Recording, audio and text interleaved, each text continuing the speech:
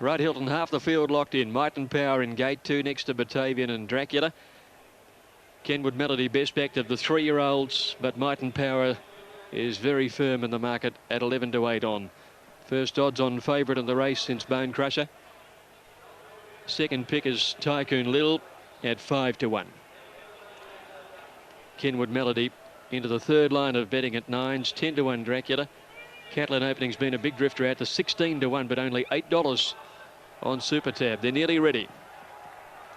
Kenwood Melody's linked in, and Northern Drake will complete the lineup for the Cox Plate. Crowd already starting to roar.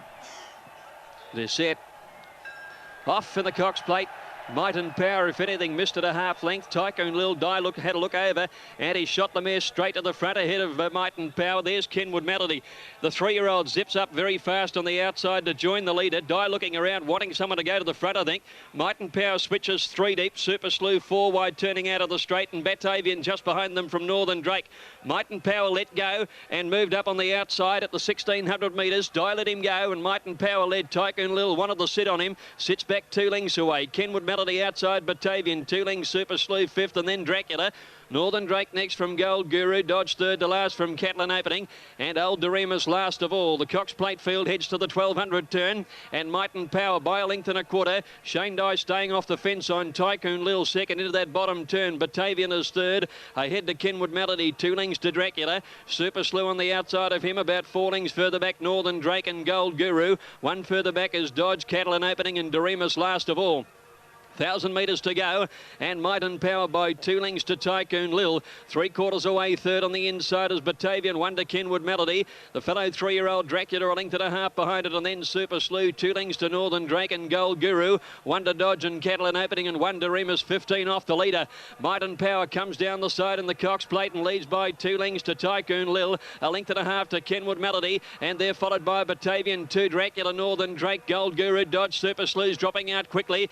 Catlin Opening is second last, and now Doremus has gone past it, coming up towards the turn, 400 to go, and the pumper gets to work on the big champ, and it's Might and Power the leader. Kenwood Melody going to second around Tycoon Lil when they corner, and then Batavian, and next is Northern Drake and Dodge. Might and Power comes around the home corner, the leader. He's kicked out by 2. Northern Drake is chasing home hard on the outside after the leader, and Tycoon Melody battling strongly. It's Might and Power the leader. Northern Drake a length and a half away, coming home, but Might and Power, the big champ, the king, joins the greats of the turf, and Might and Power's won it from Northern Drake. Third home is Tycoon Lil. Then came Dodge, Catlin Opening, Dracula. Next to finish was Doremus and Gold Guru, Batavian, Kenwood Melody, and last of all is Super Slew.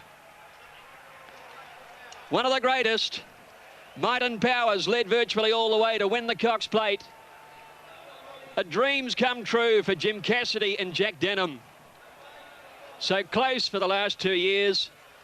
Happy Jack's finally won the one that's eluded him, and he's smashed the record.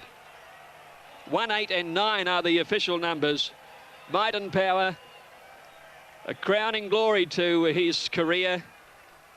The Caulfield Melbourne Cup winner of last spring has returned to Melbourne, where he is undefeated, to emulate Farlap, the last horse to win the Melbourne Cup and come back and win a Cox Plate. He's emulated Rising Fast, the only horse to have won a Cox Plate, Melbourne and Caulfield Cup. What we have here is one of the greats of all time.